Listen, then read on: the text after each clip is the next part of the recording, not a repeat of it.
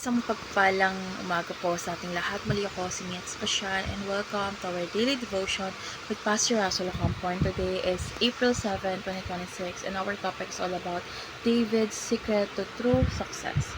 So our scripture for today is all about 1 Samuel chapter 18 verse 14 NI version. In everything he did, he had great success because the Lord was with him.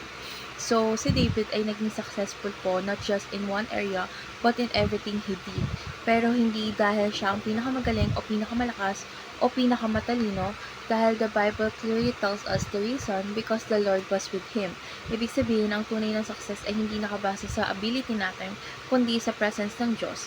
So, David understood this, kaya hindi siya naging proud dahil alam niya na lahat ng meron siya ay galing sa Diyos. So, this reminds us that true success is not about lifting ourselves up, but about walking humbly with God. So, let's go on to our teaching. First is God's presence makes us victorious. So, hindi sariling lakas ni David ang dahilan ng success niya, hindi ang presensya ng Diyos. So, sa buhay niya, when God is with you, even ordinary actions can produce extraordinary results. So, victory is not about how strong you are, but how close you are to God.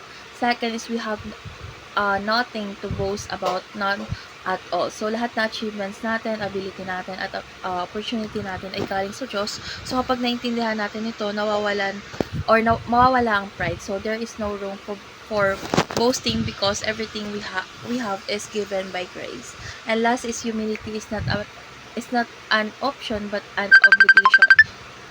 So, hindi choice yung pagiging humble natin. It is a requirement. So, if we truly understand who God is and who we are, humility becomes the only proper response. So, without humility, success can easily lead to downfall. So, let's go on to our application. First is kill pride daily through the humility of Christ. So, pride does not disappear on its own. It must be intentionally surrendered. So, araw-araw, piliin natin maging humble by following the example of Jesus.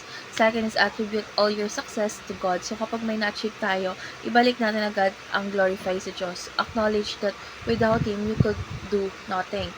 And last is seek God's presence and obey His will. So, wag mong habulin ng success, habulin mo ang presensya ng Diyos.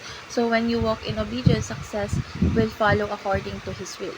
So, let's go on to our discussion. Why must humility and success go hand in hand? So, because success without humility leads to pride, and pride leads to destruction. Humility keeps us grounded and dependent on God. It reminds us that we are stewards, not owners, of the blessing we receive. When humility and success go together, we remain aligned with God's purpose. So let's pray po. Lord God, thank you for reminding us that true success comes from you alone. Teach us to walk in humility and to depend on your presence every day. Remove pride from our hearts and help us give you all the glory. May our lives reflect your grace and your power. In Jesus' name we pray. Amen.